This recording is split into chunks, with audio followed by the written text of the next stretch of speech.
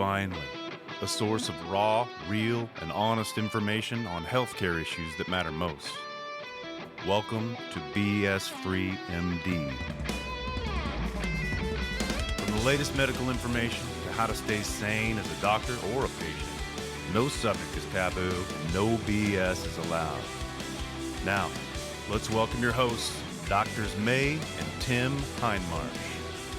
Welcome back, everybody, and happy September.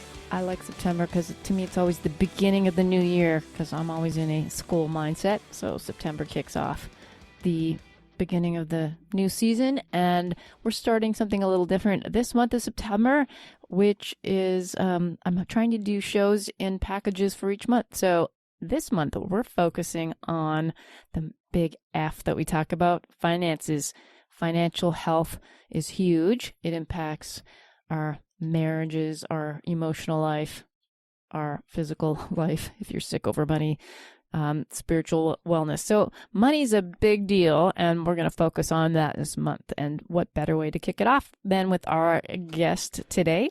But first, before I introduce him, here's a little word from our sponsor this month, Deputy. At your practice, what happens when staff call out sick? How much time does it take to find replacements who can fill in? If you need to cancel appointments because you're short-staffed, what does that cost your practice? Deputy is a simple app that helps more than 250,000 workplaces tackle this problem. Deputy makes it easy to schedule staff in line with patient demand, communicate schedules with your team, and instantly find replacements when someone calls out sick. To learn more and to try Deputy out for free, go to drpodcastnetwork.com/deputy, DEPUTY.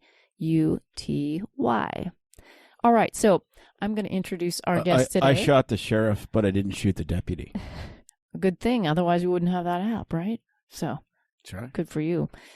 We're excited to have with us today Dr. Brent Lacey. He actually is a fellow podcaster of ours in the Doctor Podcast Network, and that's how we met him.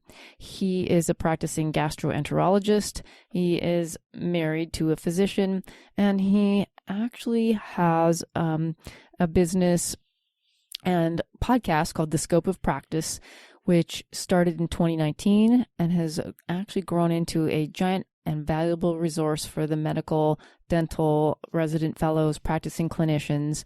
And he then his podcast is actually named one of the top 30 medical podcasts for 2021.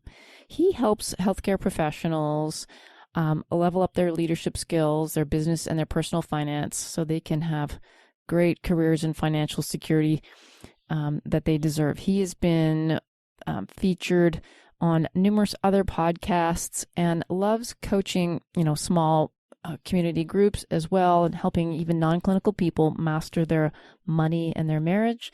And he's got some amazing tips to share with us and personal experiences on how to balance money and marriage.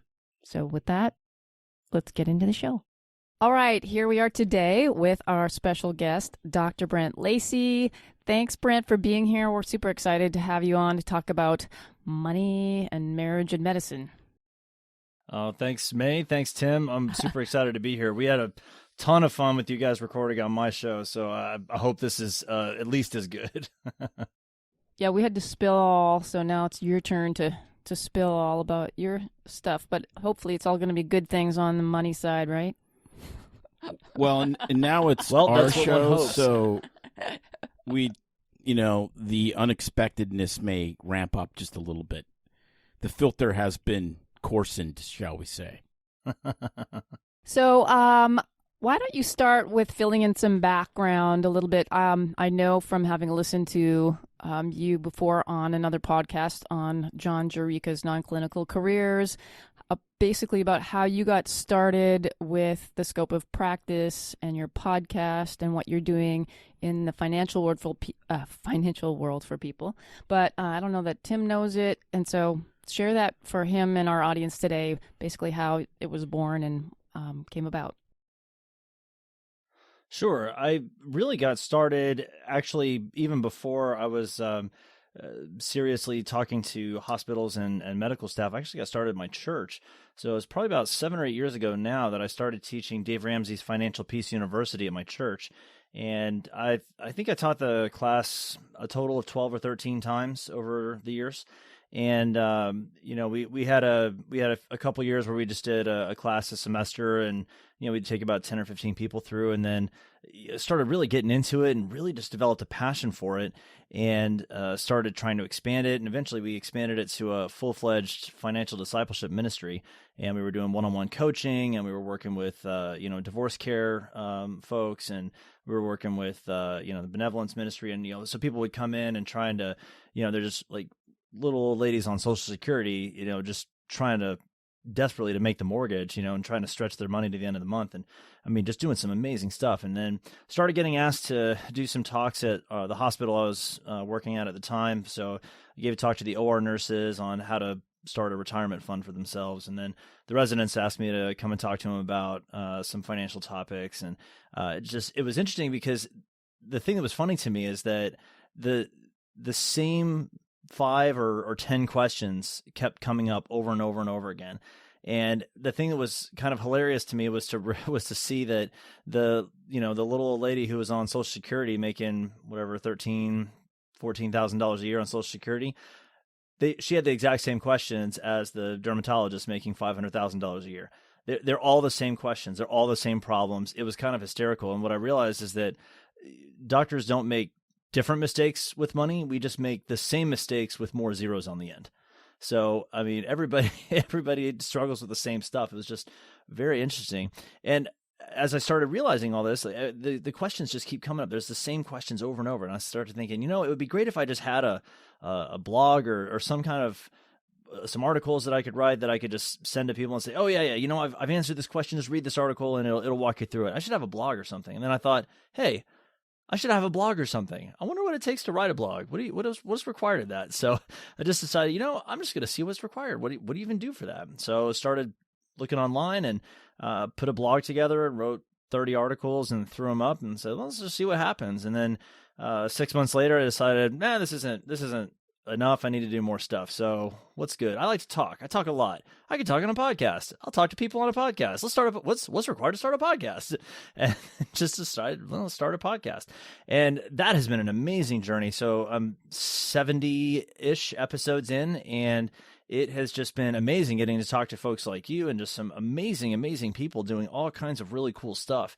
And so it's just been a really fun journey. And so the thing for me is that what I hope that people would get out of stuff that that I talk about and that other people talk about is how to manage their business more successfully and how to master their personal finances. That's what I'm really passionate about, because medical school doesn't train for any of that stuff. I mean, I don't know about you guys, but I didn't learn any personal finance stuff. I didn't learn any business leadership mastery stuff in med school. I had to I had the good fortune of having some great experiences in college and before that that really, I think, prepared me well. But I know not everybody's had that opportunity, and so that's what I'm hoping to do.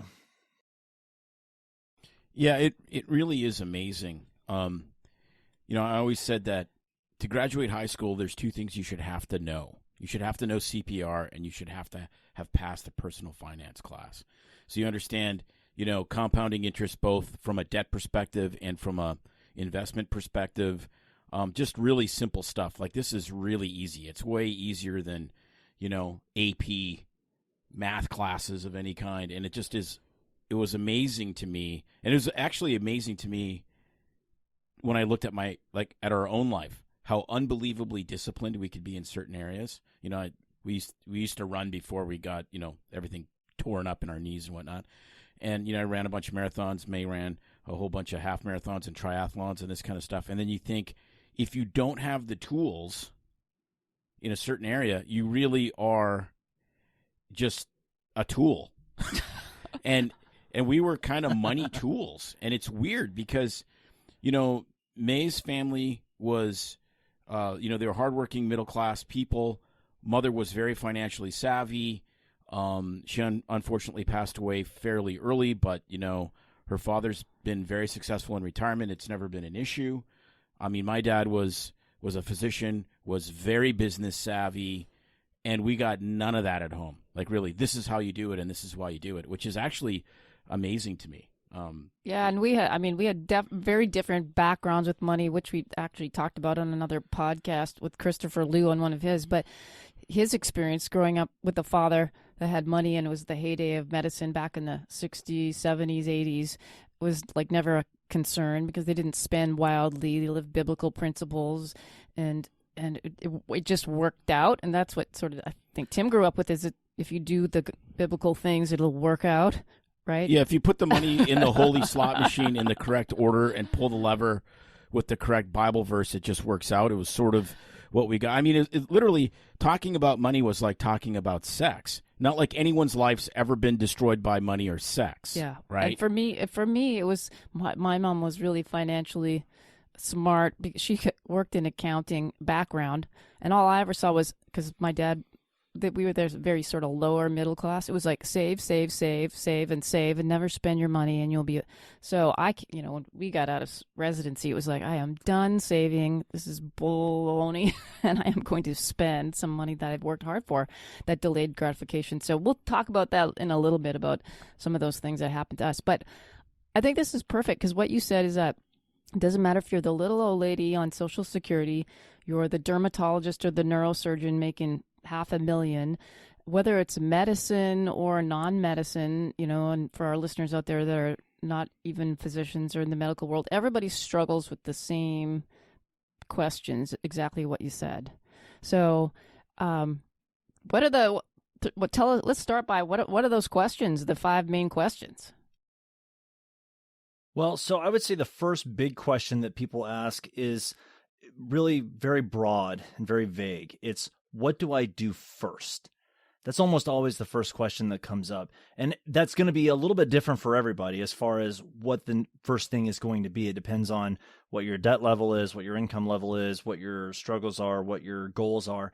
But I find that when people come to me for financial coaching, the first thing that comes up is, we don't know what to do next. It's, I've got these student loans, I got this car payment, we want to move to a house, we may have the opportunity to buy into a practice, we're trying to decide if we want to send our kids to public school or private school, my mom's sick and we think we may need to move. There's 25 things going on, and it's just very hard because you kind of have to deal with it all at once.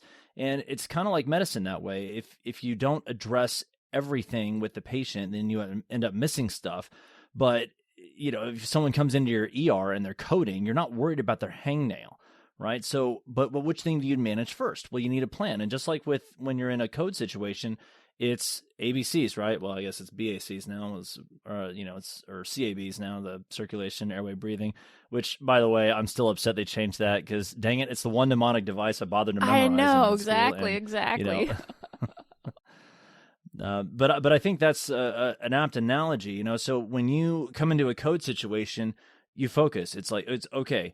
Are they breathing? What's their circulation? What's their pulse? Do we need to start CPR? It's hit the vital things first, and then start doing your secondary survey and start looking for other injuries and things, right? But you got to focus on what's right in front of you. And I think that's probably the biggest thing people ask up front. And then the next 3 or 4 things, it kind of depends on where people are in their life stage, but usually it's some combination of, how do I get rid of whatever these debts are? And that's, in the case of physicians, it's mostly student loans. What's a plan for getting out of debt? And then it's, how do I invest for retirement in a financially smart way, in a tax advantaged way? And then it's, okay, well, how do I set up my spending plan? How do I make sure that I'm going to have enough to get to the end of every month? And some people don't bother to ask that question, but it's the question that they need to be asking, which is basically where budgeting comes in. And a lot of times people don't want to get to that, but sometimes you have to force them into that question. So I'd say those are the really big ones that come up first. Yeah, it's interesting because I think something that's been passionate concept to me is training. And, we're training, everyone's training for something, whether you know it or not. So you're training to be rich or you're training to be broke. You're training to be, fitter, or you're training to be less fit and obese. And it's really important to recognize that. I heard an interview the other day with Arnold Schwarzenegger, and he was talking about, when you go in, any change, and when you'd go into the gym, when he would go into, where did he work at, Gold's Gym or wherever he started in California, there was a big sign that says there will be pain. And, all change is pain to some degree. Even good change can be painful. And understanding that and recognizing that you're going to have to pick your pain. I mean, do you want the pain of never retiring but having the coolest new stuff that you're continuing to pay for? Or do you want the pain of, driving older cars for 25 years so that you can retire, before 65 or whatever? I mean, life is all trade-offs. Nobody has infinite resources, and there's no easy way to achieve any goal. It's always painful to a degree. Well, the challenge that I find with that, is that a lot of people don't recognize what that pain in the future is going to be. They don't even bother to ask the question, or they don't think they need to ask the question of, do I choose the pain now or do I choose the pain later? They only live in the moment. It's a very common, very natural human affliction, I would say. The egocentrism is that you just want to focus on what's important to you, and especially what's important to you right now. And in the digital age, and in the age of Amazon Prime and 2-day expedited delivery and all that sort of thing, you can legitimately get almost anything in the world you want right now. I mean, I live in Dallas-Fort Worth. I live within a few miles of 3 gigantic Amazon distribution centers. They have something called Amazon Now. You can order something and have it in your house in 20 minutes. We don't have that, but I mean, we don't pay for that or anything, but that is a thing that exists now in some major metropolitan areas. And that's insanity. I mean, that in the entirety of human history, such a thing has never been contemplated, much less achieved. And so now everything is, I'm living for the next 20 seconds. It's the butterfly generation. We're living for now. We're living for the moment, and it's what I want now. And we never think about what do we need next year? What do we need in 5 years? What do we need in 10 years? Yeah, it's really amazing because that's totally crazy. You're right. I mean, it's almost like one of those sci-fi movies where you see the people, and I mean, you just literally snap your fingers and whatever you need appears, or it's almost like a very royal, palatial kind of lifestyle where this stuff appears. You know what I mean? Not that Amazon is your servant, I guess. Yeah, but bring me my stuff. It comes with a cost, and it harkens back to an old Rush song from the mid '90s, which is, "We will pay the price, but will we count the cost?" And, in this instantaneous gratification, it's very difficult to see what the price is really going to be, because that price may be 10 years from now. The price may be 20 years from now. It's like smoking. If you're smoking and you get immediate gratification and, you smoke 20 cigarettes a day and it's about 10 puffs per cigarette, you're doing something 200 times a day. So no wonder it's difficult to quit it. But so you really have to understand that there is a major cost before you're going to change that behavior in the now, because in the now it works really, really well. But in the later, you might have lung cancer, premature death from cardiovascular disease or whatever. And when I take a completely different stance with patients when I counsel them with regards to smoking.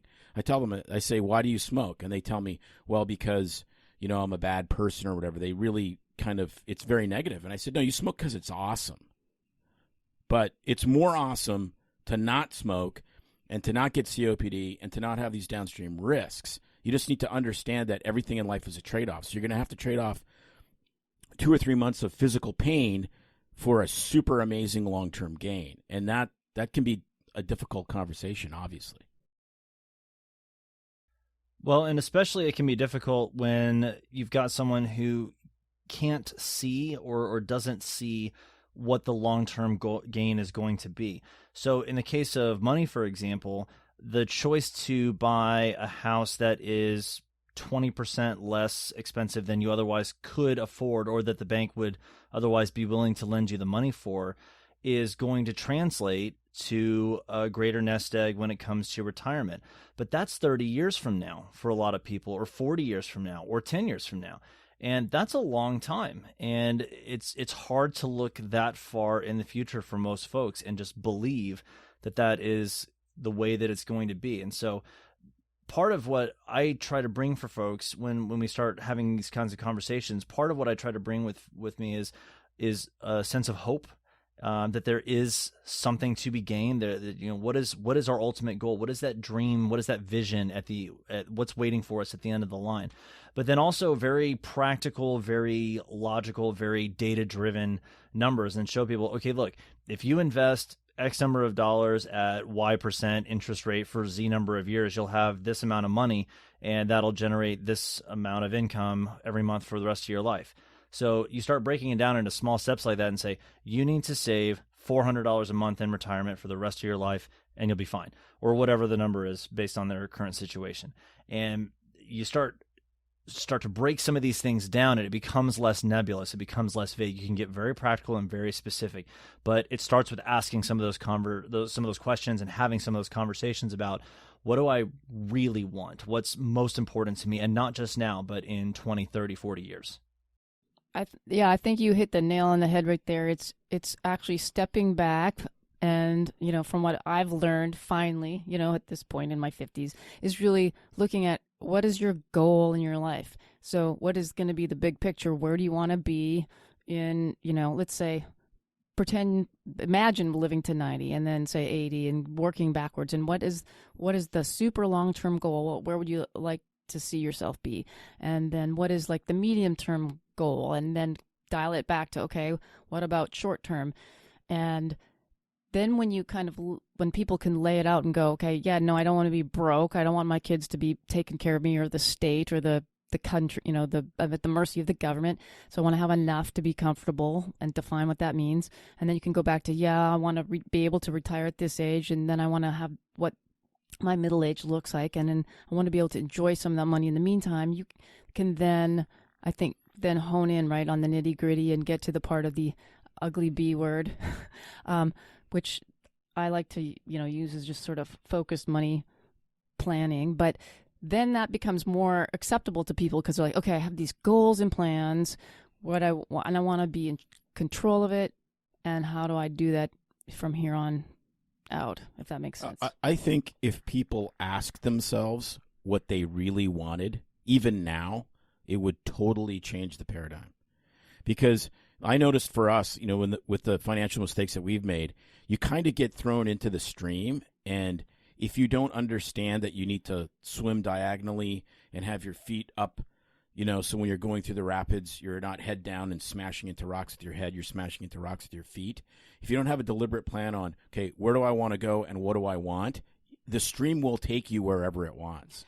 And we noticed that. I mean, there was lots of things that we didn't necessarily need to buy, that the only kind of motivational factor that would have made a huge difference is, okay, you can have A or B. Which one's more important? But you can't have both. You can have A or B. You can have a trailer to go to the sand dunes and ride dirt bikes on the weekend, but you can't have that in a boat. You get one or the other, or you can have more vacation time, or you can have, like a bigger house, but you can't have both. And that would have made a huge difference, because now we're actually in a place where we're getting closer to retirement. It appears the way things are going, we're going to make it there, and we're going to probably be ahead of time of what we actually, at least what I budgeted, maybe behind time of what May budgeted. And now it's really in focus. It's like, okay, this is what's really important to me. This stuff I can get rid of. And it only took almost 30 years to figure that out. Yeah, and I think you guys hit on something important there. So for folks who are married, or for hopes who aspire to be married someday, you need to have these conversations with your spouse. So unless you want to be dragging them kicking and screaming into your vision for the future, which is really not a recipe for success, you need to start having some of these conversations. And that's tricky. That's challenging, because like you were saying, May, everyone comes with their own preconceptions, their own experience, oftentimes their own baggage surrounding money, their own individual decisions, their choices, their dreams. And so trying to merge those two corpuses of experience into one shared vision for a family is challenging and it requires some conversations. And I think that's a great place for people to start. And so one of the things that I always recommend is that couples get together and have a money date. And you can call it whatever you want. I call it a money date. But, go out to dinner, go out by yourselves, or if you're going to stay home, wait till the kids are in bed, turn the TV off, turn your cell phones off, turn your computers off, and then just sit and talk. And start asking yourselves, start asking each other some very simple questions. What does my dream of retirement look like? That's a very simple question that I think, as I asked that question, everybody that's listening to this had a vision that immediately popped in their head. Okay. And for some people, they're in a hammock in their backyard with a stack of books 3.5 feet high and an organic garden that they're working. And for some people, it's traveling to exotic places every other month. And for some people, it's, volunteering. And for some people, it's trying extreme mountain biking, or I don't know. It's something different for everybody. And the thing that's going to be important to recognize is that your spouse may have a very different idea. So you may be wanting to retire at 53 and spend the rest of your life doing leisurely activities, and your spouse is going, I will kill you if you spend that much time at home because that is not an amount of time with you that I can stand. And so you need to have those conversations up front and know what that's going to be. And so what you need to do is you need to start having some of those discussions and decide, okay, well, what's my vision? What's your vision? Now let's turn that into our vision. And then once you get really clear on that is the goal that you're shooting for. And that's the number one thing you got to start with is, what are we actually aiming for? Because if you start running a race and you don't know what your destination is, you may end up in the complete wrong side of the stadium and have run 3 different races and not be eligible for the trophy at the end. So you got to know where you're actually going, and then you can know how to get there. You can start breaking down. But it really starts with that first money date or series of money dates where you start discussing, what does our life look like in 40 years? Okay, what does our life look like in 30 years? What are the things that need to be true at that time that aren't true yet? And how do we start to change some of those things in order to get there together? This is where May and I come together, which is what I call the garage mahal, where I have my 60 by 40 foot garage with at least 3 rooms in it. And she can just say, okay, just go to the garage. You can make as much noise. You can. This is Tim's short, medium, and long-term dream. But it works. It's mutually beneficial because I get to do cool stuff that makes me happy, and May doesn't have to deal with me. It's the perfect situation. Yeah, I think it's really important to have the money dates are tough because it just sounds so painful, especially for one person in the relationship. I know that it is more painful than the other because there's always usually and I'm curious what your experience is, because we're talking about couples here, but there's usually one person that's usually more into the money. They're the ones that handle, the things at home, balance the checkbooks, take care of the bills, obviously, and a little bit more gung-ho on things.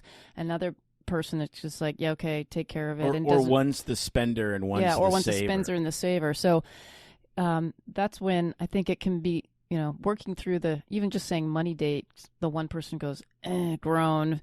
So even starting there is a huge thing.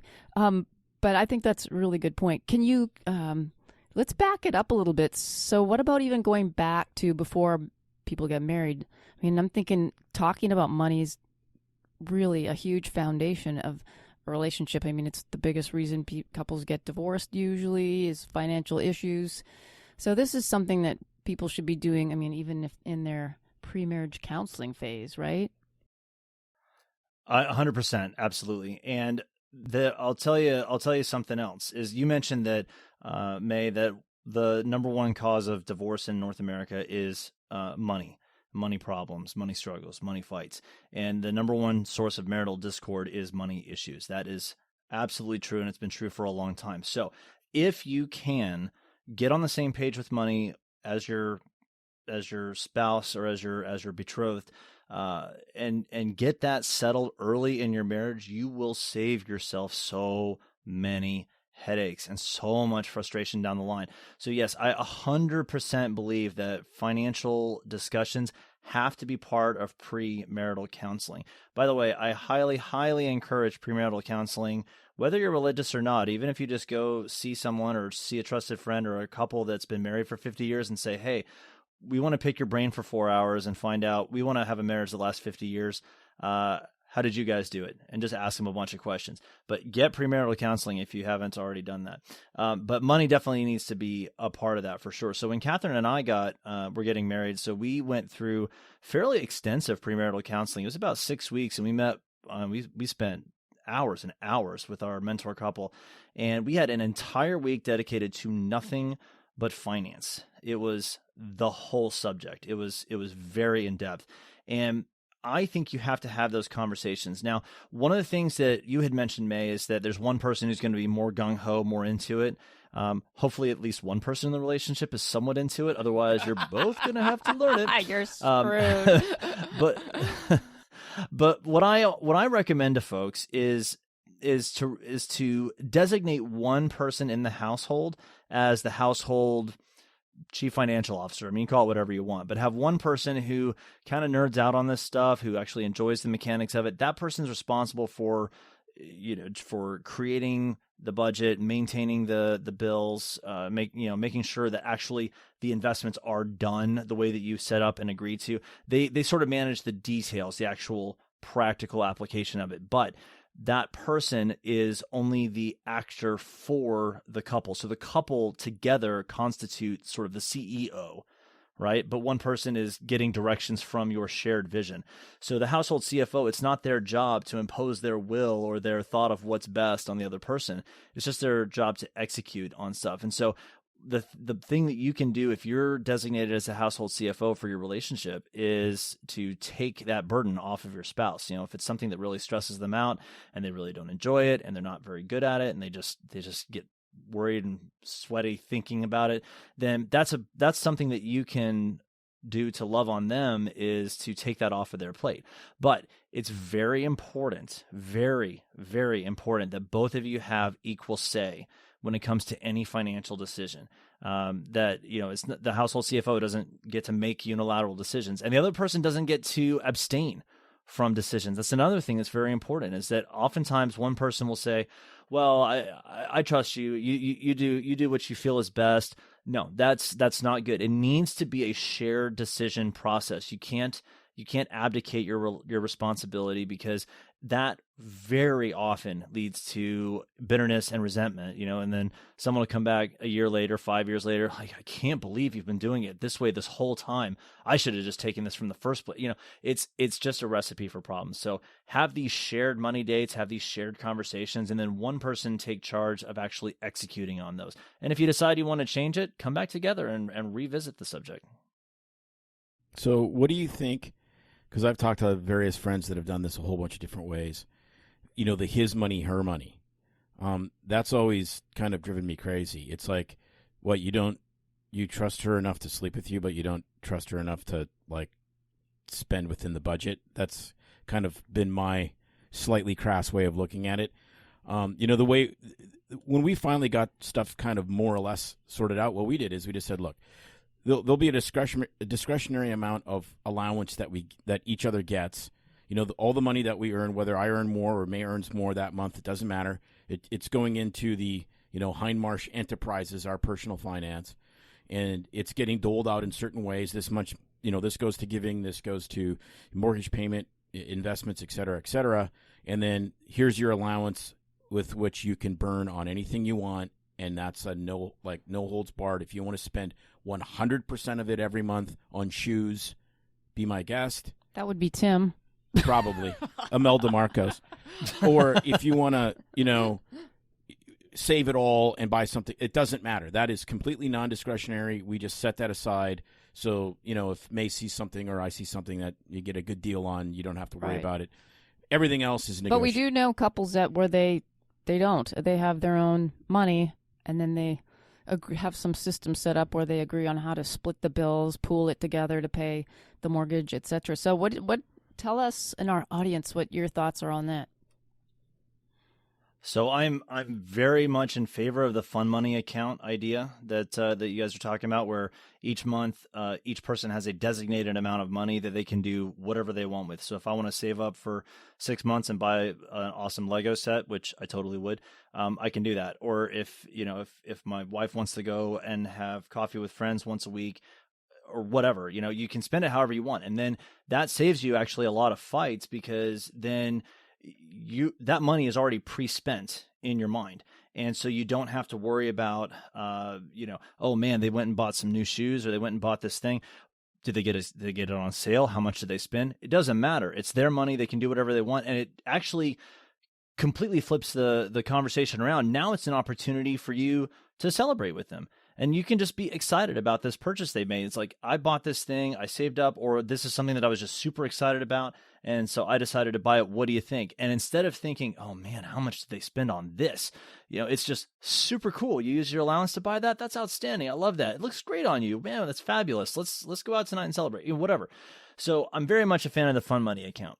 I am very, very, very opposed to the idea of trying to figure out ways to split up the bills and split up the income and this and that. It is, first of all, this should not be that complicated. It is massively more difficult to try to do it that way, and it's impossible to make it fair.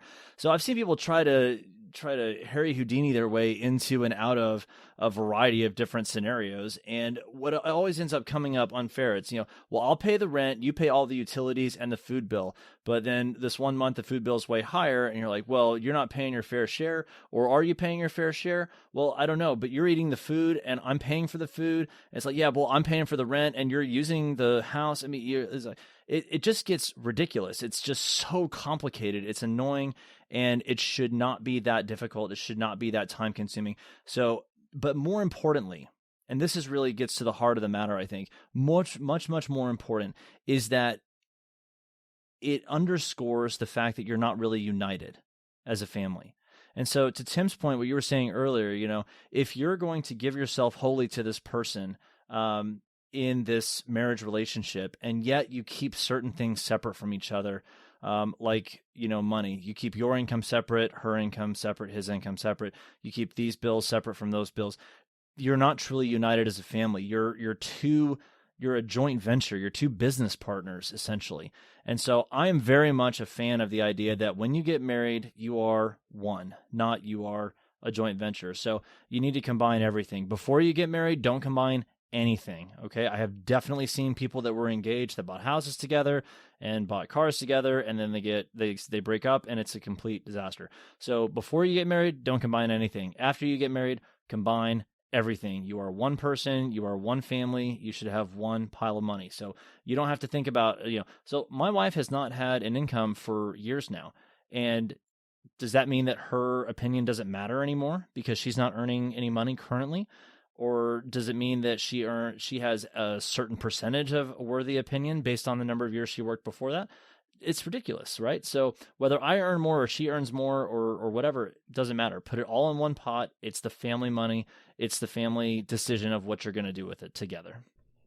So I'm going to ask you a question. I think I know your answer is going to be, because I know you and we've talked before, but for people listening out there. So what's your thoughts on having a prenuptial agreement if you're coming into the marriage ahead of time? Say you've got, I don't know, someone who's like a gazillionaire, someone who's a neurosurgeon, whether they've been married before, they've been divorced. What's your thoughts on that? And, do you ever recommend it to people in what you're doing or not? Yeah, it's a great question. It comes up a lot. And my general answer to this is that I am opposed to the concept of prenuptial agreements with one major exception, and that is if you're coming into the marriage with extreme differences in assets. So if you had a startup company that you sold for $3 million and your spouse has $200,000 in student loans, something like that, right? So a big disparity in your asset level. I think that a prenuptial agreement can be valuable in that scenario by way of preventing crazy people in each other's families from doing dumb stuff. someone's like, oh, you know what? If you got divorced, you get half of everything that's theirs. Those kinds of stupid conversations. You'd be amazed at how often stuff like that comes up. I am telling you, I've coached hundreds and hundreds of families. I have heard conversations you can't even imagine. It's just ridiculous, the stuff that people come up with. And it is just a problem. So in those kinds of scenarios, I think there is some value. And then you have it gradually go away over time, right? So say over 10 years or 15 years or whatever, eventually the prenup just kind of melts away or something like that. But as your level of trust in the other person's family grows and matures, then hopefully the prenup becomes less important. But for my money and for my opinion, I would say that the challenge that I have with prenuptial agreements is that while yes, there is some value in the idea of, protecting oneself, I think it is asking the wrong question. The question that it naturally is asking is, what should I do to protect myself? And the question that I think we should be asking if we're going to get married is, what can I do to serve my spouse? What can I do to love my spouse? And so if you're spending so much time thinking about, well, how could I get the most out of a divorce, then in my opinion, you may not be ready to get married yet. And I know that's probably a controversial opinion, and I know a lot of people are going to have, really strong disagreements with that, but I am firmly of the opinion that marriage needs to be a covenant relationship. It needs to be a mutual service-based agreement where all that I want to do is figure out ways that I can serve my wife better, and all she wants to do is figure out ways that she can serve me better. And if you're both doing that, you're going to be fine. I mean, the best, much better than a prenuptial agreement is date night. Okay, if you have date night and you have these great conversations, and you do activities together, and you spend time together, and you look for ways to love and support each other, and you're constantly spending your money and your energy growing your marriage, you'll get a lot farther than if you have a prenup. Yeah, that's excellent. I love that. I mean, it reminds me of when the light bulb came on. I don't know how old I was, maybe 19 years old, and a bunch of my friends were starting to live together. And it's like, well, how do we know if we're compatible? And I said, well, that's the problem. You're not compatible. No one's compatible. And so you're asking it, and the light bulb came on. I go, why is there an issue, other than God doesn't want you to live together before you're married, or God doesn't want you to have sex before marriage? Well, what's the bigger principle, behind that? And it's the idea that you're testing the waters. Well, marriage isn't testing the waters. It's jumping out of the plane. I have 600 some skydives, and it's like there's no testing the waters. You get the training, you figure out what you need to do, you understand your emergency procedures, and you don't dip your toe into the 13,000-foot air. You jump out of the aircraft. And I mean, it may be dramatic, but that's what marriage is. It is a full commitment. I am jumping out of the aircraft. And when you're like, well, we'll just live together first and we'll see if it works out, what you're saying is, I'm the most important person in the relationship, not the other person, and not the relationship itself. And so you're setting yourself up for failure. You're saying, let's test it out. Well, you can't test it out because some things in life, there has to be faith. There's tremendous amount of judgment, a tremendous amount of choice going into choosing your spouse. But once you choose, you choose. You have exited the aircraft. You are now hurtling towards the earth, and you better figure out how to pull the ripcord at the right time.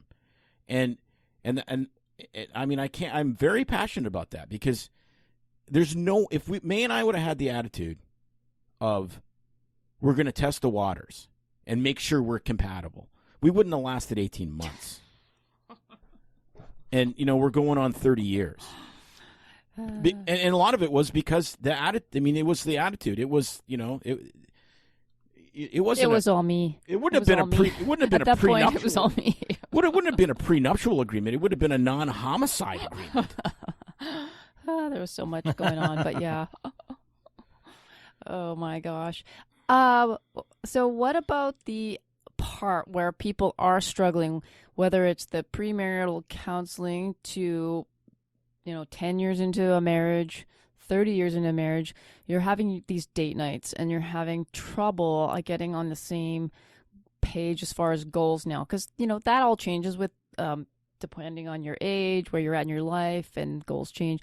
What if you're having trouble Any advice and tips on, you had these date nights, it's great, but what if you can't agree? There's some disparity between couples. Any tips or thoughts on that, or you've run into? Yeah, so you just got to keep working at it until you come to a shared vision. And so you have to make your dreams and your goals clear, and be prepared to compromise, and be prepared to find ways to meet your partner part way. So let me tell you another thing that I find often trips people up, and that's the actual communication style. One of the things that I find very commonly when I hear couples describe to me conversations they've had in the past, men and women communicate very, very differently. I know this is going to come as a galloping shock to a lot of people, but yeah, men and women are different. We talk differently. We communicate differently. And one of the things that I find, now these are generalizations, recognized, but I think this fairly generally holds true for the most part. Women tend to be more descriptive about why they want to do something and what it is that's important to them, why something is important. Men tend to want to talk in terms of action and how we get to a goal and what specific steps we're going to do to get to a goal. And so very often what I find is that, the communications are just, they're like ships passing in the night. There's a great book that, I think I would recommend to your audience called Love and Respect by a guy named Emerson Eggerichs. And one of the things that he posits in the beginning is that I think is really great is he talks about this concept that men and women have, different colored glasses, different colored hearing aids. And so what he means by that is like men have like blue glasses and blue hearing aids. And so we hear things but women are speaking through, a pink voice, and we're hearing it through blue hearing aids. So it's almost like hearing it in a different language, and we have to learn how to speak each other's language. So one of the things that I find is very helpful for couples is that if you have a spouse that is really interested and really passionate about knowing the why behind something, you've got to speak to that why. So for example, if your goal is, you want to get out of debt so that you can have the freedom and the flexibility to make the choices that you want to make in your career. Don't start with, we need to get out of debt, so we're going to live in a really dumpy apartment for the next 4 years, and we're going to drive beater cars, and we're going to sell your car, and we're going to pawn your engagement ring, and we're going to do all don't start with that. Start with why. Why is it important? I want to get out of debt because I want the freedom and the flexibility to choose that we can take any job in the country that we want. We're not dependent on the government for PSLF, the Student Loan Forgiveness Program. We can just do anything we want. Talk about the why. And if you're someone whose spouse really wants to know the how and the what, then start talking about that. Don't just talk about this dream of, I want to be able to travel. I want to be able to retire and be able to spend time with our kids and all these things. Talk about what steps you want to take or how you're going to get there, or what are some things you'd be willing to do. So if you can start to communicate towards the style that your partner understands better, then that will also tend to resolve a lot of these issues. I love it. Yeah, that's really good, because I never really think it overlapping into the money talks, but absolutely. I mean, that's one thing I finally learned over the years is if there's something I'm struggling with, is to flip it around and see it through his lens and kind of put it in something that is meaningful to him, and go, okay, if this was happening to you in this situation which you were in, whether it's related to automotive or running, then this is kind of what I'm up against. And he could totally understand it. So I love that you definitely unpack it the same way with regards to the money. No, and that was a big deal, like, to us personally, because May's the CFO of the family, and she's looking at the numbers, and at time, I mean, just giving her anxiety. She's like, we're never going to retire or whatever. And I'm like, well, I'm never going to quit working, so it doesn't matter. I mean, this is 15, 20 years ago, right? I'm like, well, who cares? It'll all work its way out, because every Friday, I'd get up at 7 o'clock. I'd go to the lake. I'd go water skiing for an hour and a half. I'd go to the drop zone and skydive for the rest of the afternoon, come home and hang out with the family in the evening. It's perfect as far as I was concerned. Nothing ever needed to change. Meanwhile, she's looking at this and she's like, the light at the end of the tunnel is truly an oncoming train. We need to do something different. And so how you communicate that? Like, she's like, okay, if you want to continue to do these kind of things, and do them when you're 60, not just when you're 35, then we're going to have to change this, and this, and here's, the compromise, et cetera, because this isn't going to work long term. And it really is. It's like, okay, tell me what you really want. And I'm going to start singing the Spice Girl song. Yeah, no, let's not do that. And then let's work out how we're going to. I love that. The why and how is super critical. Yeah. I couldn't agree with you more. Yeah, a lot of this is communicating, being on the same page, but communication comes down to everything, whether not just money, relationships, business. Communication is so key, right? Yeah, and sometimes it's helpful just to use some of those silly terms. I mean, so if you find that you're just talking yourselves in circle in a conversation, just you can say stuff like, "Hey, listen, I think I've got my blue hearing aids in. I'm just not following. I'm not tracking. Can you help me understand what it is you're trying to say?" I remember when Catherine and I were first married, one of the things that we came up with a series of, we called them catchphrases, where at any time, either one of us could invoke a particular catchphrase, and we knew that meant a very specific thing that would then trigger some kind of either conversation or an event. So, for example, when one of us was frustrated or annoyed or even angry with something that was going on, whether it was something the other person had done or just something that was, generally frustrating, we would say, "I'm unsettled about something." That was a catchphrase we came up with. And it's a very diffusing, very non-threatening way to say, I want to have a conversation about something that's happening and it's causing angst in my life and I need it to change. And it's done in a very, non-threatening, non-angry kind of way. And so if she would say, "Brent, I'm unsettled about something," instantly I go, okay, there's something serious. I need to take this seriously. Something is very important to her, and I need to hear her out. I need to listen. I need to understand, and we're going to have a conversation about how we address whatever the issue is. And over the years, we've gradually stopped using those because we got to a point where the communication styles just became more organic. But I mean, occasionally we'll still have things like that. So occasionally she'll have a conversation. We'll have a conversation, and she'll start talking about something, and I say, okay, now is this a conversation where you want me to listen and be enthusiastic, or is this a conversation where you want an opinion and a solution? So, because those are very, very different. Are you unsettled? Do you want me to fix it, or do you want me to just listen? Exactly. Well, and that's a huge deal. Yeah, exactly. Guys. It's like I just want to, I want to fix it. Well, a lot of times, May just wants to be heard. Which I think comes down to when you said, Brent, about the women are about the why, and men are about the how. How is all about the fixing, and why is the kind of more emotional part of things. Maybe there you go. That's the Venus and Mars difference, I guess. I don't know.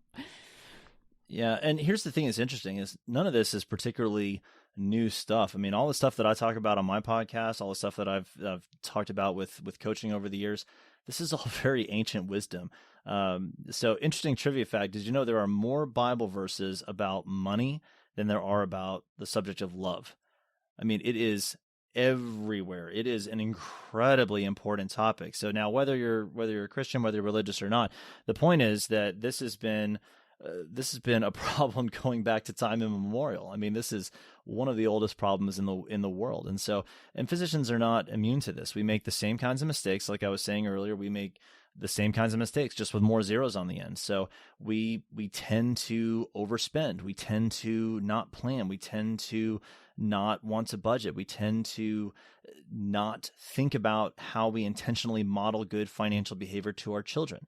We tend to have very selfish goals when it comes to really anything in life, and that includes money. And we tend to not think about our spouse's needs and wants and desires. And all of those things are changeable. All those things are things that we can address. It just takes some intentionality, and it takes a deliberate act of will to say, okay, I want different results. Therefore, I need to do different things. So, you think about it. You're coaching one of your patients. Someone comes in with a hemoglobin A1C of 9.7. You say, all right, Mrs. Jones, if you continue eating bear claws every single day and not taking your insulin, you will die a slow and painful death from the complications of diabetes because your hemoglobin A1C is almost 10. And so you need to do different things.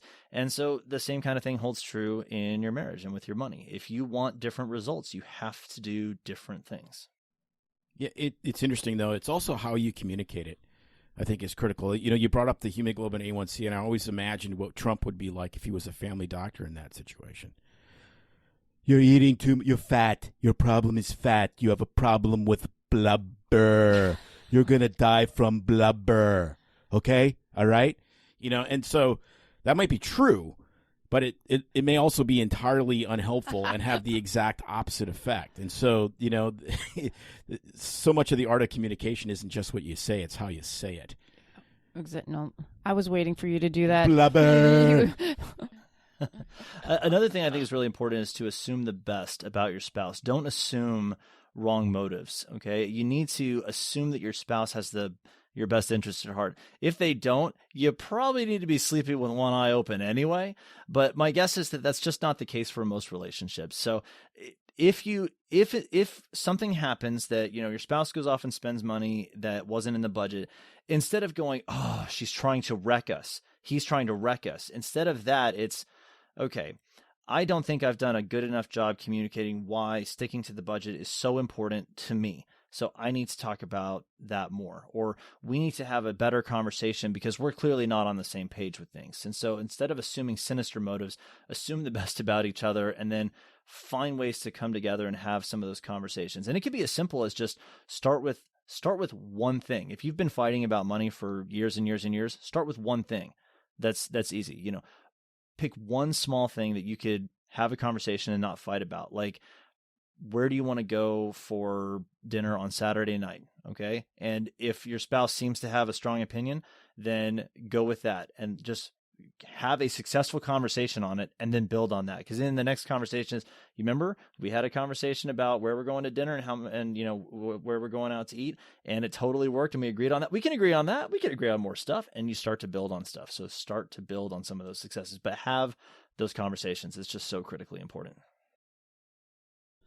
So you mentioned at the beginning that you had started doing Dave Ramsey's program and financial peace and teaching, going through that. Do you have any programs or certain things that you still like to use now, or any recommendations for people, what to follow, podcast, books, for specific kind of advice going forward?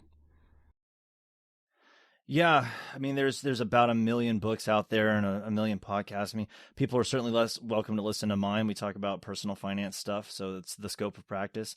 But there's lots of books out there. I think I can give you a few books that I think would be incredibly valuable that everyone should read.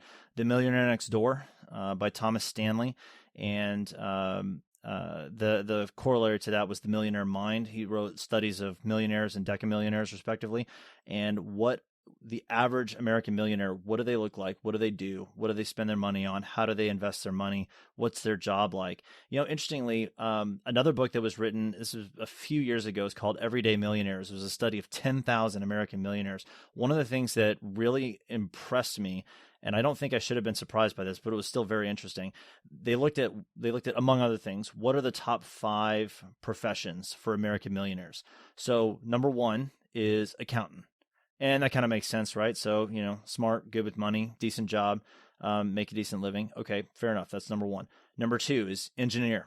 Okay, fair enough. That makes some sense. Pretty smart, pretty methodical, systems oriented. They, long-term strategic thinking. Fair enough. Okay, doctor was not in the top 5. Lawyer was not in the top 5. Tech developer was not in the top 5. You know what number 3 was? Number 3 was school teacher.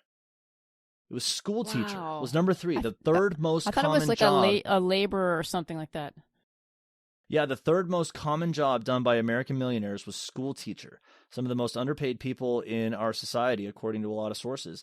And it kind of blew my mind. But then I started thinking that actually makes perfect sense. So my grandmother was an elementary education teacher for 40 years. My grandfather was a postal worker, and they retired multimillionaires.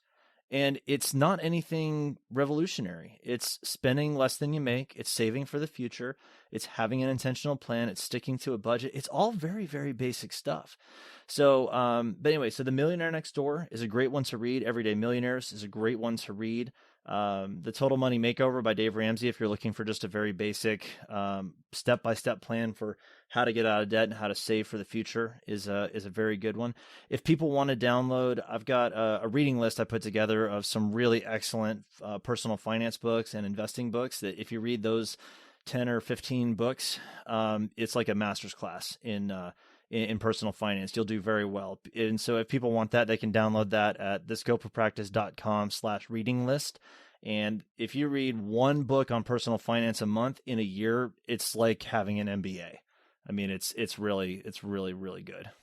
Actually, it's probably one book a year is the equivalent to an MBA. Knowing some of the MBAs I know, I swear you can get it out of a Cracker Jack box. But I would add one more book, which actually really helped us out and actually saved us from, potentially total early, disaster in our careers, which was The Wealthy Barber. I'm not sure if you're familiar with that. It was really popular. That's a Canadian one. In Canada. It's by a guy named David Chilton. You should check it out. It's allegorical. And so basically what it is, the guy is the town barber. So he's making $4 out of crack kind of thing. And he's a millionaire, and he has no debt, and he has a cottage at the lake, and all these, and the guys come into the barbershop, every couple of weeks, and they ask him how he does it. And it's fascinating because he uses this very allegorical kind of way of saying, well, the first thing you do is you pay yourself first. So you got to, put away X percentage of your income every month. And then, you got to make sure you have life insurance, and you got to make sure you have, disability. And he just walks through it, and it's really conversational. And it was a brilliant idea because it takes away some of the dryness. Like a lot of people, they think finance, if they're not nerded out on it, it's just like, oh, this is just good. Terrible. It's better than melatonin sometimes, those books. But yeah. that was a really good one. Yeah. Do you have any, we're getting towards the end, but I want to see if you have any favorite budgeting tools or software. I mean, I know what we use, but do you have anything that you recommend people use or any style or anything like that? So they're all pretty good. Myself, I use a homegrown spreadsheet that I've been using since I was about 14 that I've gradually added to over the years. And so it's this hairy, scary monster that only I know how to use. Let's see. I mean, you need a budget. YNAB, so YNAB is pretty good. I know a lot of people use that. Every Dollar is the Dave Ramsey budgeting tool. That one's really good. But I'll tell you what, honestly, when people are first starting out with the budgeting process, or call it what you want, cash spending plan, intentional living manifesto, whatever you want to call it. I made that last one up actually just now. I recommend actually starting with a piece of paper and a pen, honestly. Don't get creative. Don't get hinky with it. All the softwares are good. You'll get bogged down in the minutia of how do I do the technical aspect. Just do it real simple with a pen and a paper, okay? So at the very top of the paper, write down all the sources of your income. So your income, your spouse's income, interest income, side hustle income, we sold the car this month, whatever, and total all that up, that's your income. Then underneath that, write a list of all the things you think you want to spend your money on. So the first item needs to be giving, or you won't do it. The second item needs to be saving or paying down debt, or you won't do it. And then after that, it's the basics. It's rent or mortgage, it's transportation, it's utilities, and it's food. The basics. And then it's kids school, basic clothes, whatever your other entertainment, whatever your other expenses are. And then allocate money into all those different categories, and then add them all up. And if the two numbers equal, income and outgo, if they're equal, then you're good. If you've got money left over, go back and add it into other categories. Put more into paying down debt, put more into savings or whatever. Or if you realize, I'm negative, you got to cut somewhere. So, but just start with a pen and paper. Honestly, it doesn't need to get too much more creative than that at first. I love it. No, that's really simple because, people throw out ideas and names and you're right. It can be real basic to begin with and not have to be overwhelming. Trying to learn some software thing and getting bogged down in the minutia. So that's perfect. I love it. If I had to have done YNAB on my own, there would be no computer because I would have beat it to death with a hammer. I mean, May loves it, and once it's set up, it really is good. But my goodness, it's down to, how many breaths did you breathe today kind of thing, which is not I'm a big picture person, not a detail guy. So that kind of stuff was not. I know exactly where, doesn't when, work. and how he's gone to the liquor store with YNAB. I love it.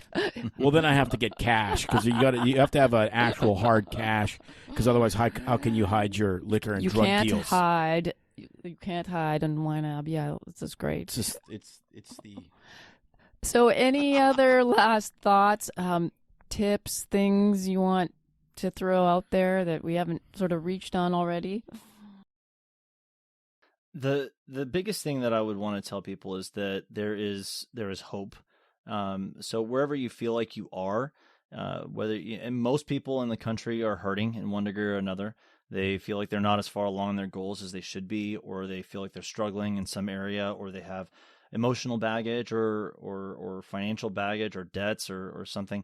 But here's the thing. If you will decide that it's important to turn things around, you can. And it doesn't matter how far along you are. I mean, I have worked with people in their 50s and 60s that didn't have anything saved up, and they were able to retire reasonably comfortably. Not with as much as they would have if they started when they were 30, but with enough. And so you can do it. And especially if you're early in training, as I'm sure a lot of your listeners are, if you're in training or you're an early career physician, you're in your 30s, you're in your 40s, man, you've got all the time in the world. Compound interest is an amazing thing. And so if you'll just commit to turning things around and say, okay, I am going to make a decision that we're going to, like you were saying, pay yourself first. We're going to save for the future. We're going to get smart about how we're doing our taxes. And we're just going to start with some intentional living. You'll be absolutely amazed at how much you can put together. I mean, it just works. And so wherever you feel like you are, you can get where you want to be. That is a perfect place to leave this with some hope. Because Yeah. I think for a lot of people, it's just like, it's hopeless anyways. My dad died at 65. I'm never going to retire. I'm going to have fun now. I've heard that numerous times.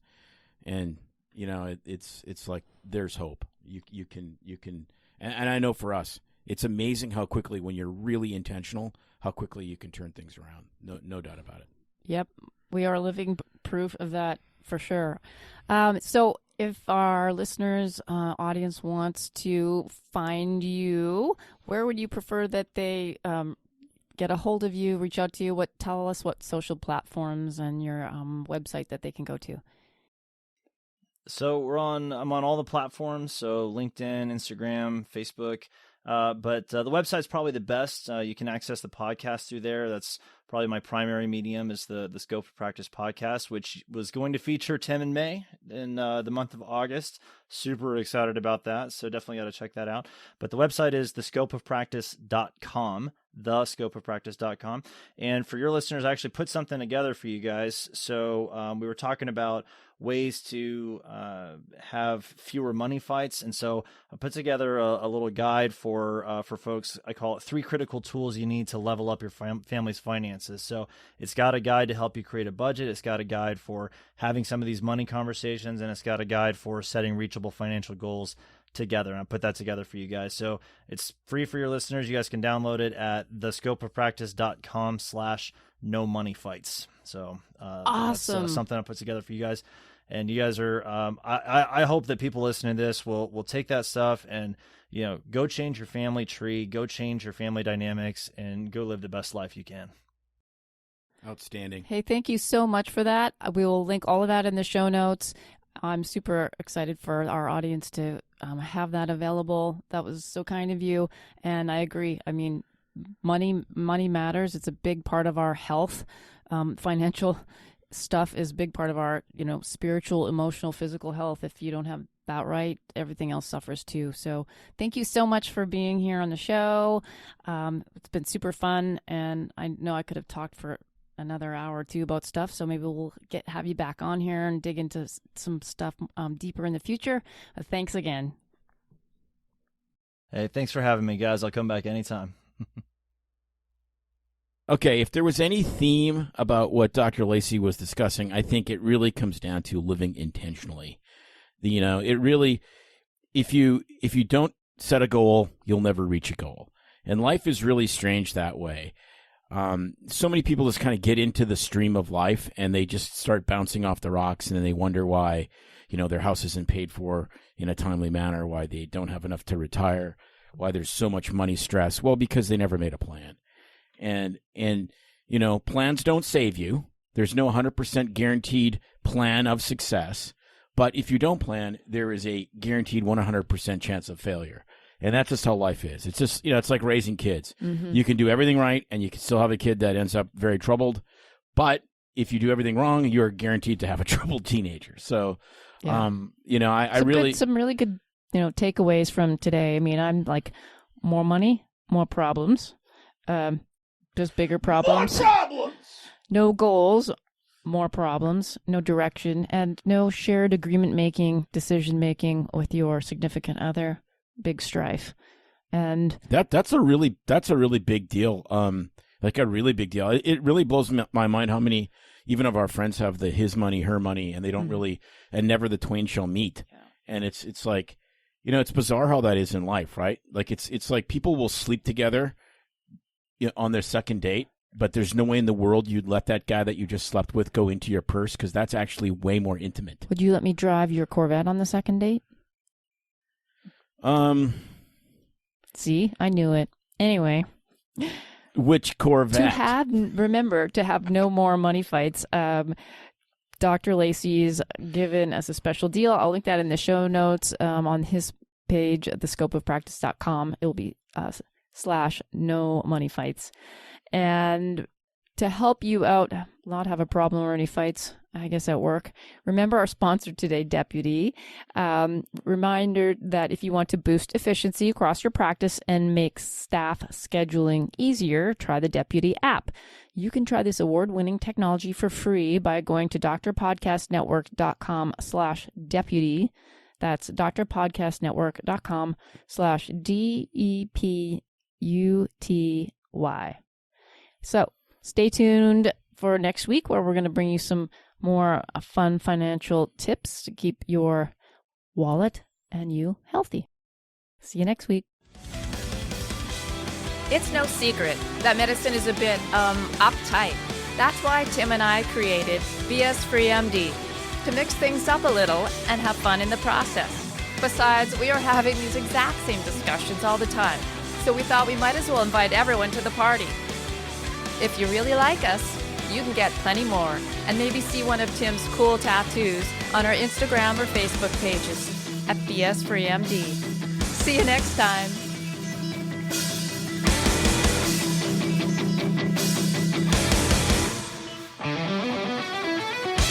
While we try to keep BS Free MD as raw and real as possible, we can't be held responsible for any medical decisions or discussions had as a result of what you've heard on the show. We know, bummer. But the truth is, we really do care about your questions. So feel free to reach out to us by email at doc@bsfreemd.com. We're going to talk taking in a NPR sexual voice to Nathan so that it won't cut off on the Squadcast. Oh, that would be interesting if they did an NPR sexual show. Oh, gosh. Poor Nathan. Hard things considered. I think we shouldn't hit stop because it always cuts us off. Maybe it's trying to cut you off. I'm not the only one cutting him off. There you go. Today on NPR, Hard Things Considered, Dirk Diggler. Stop.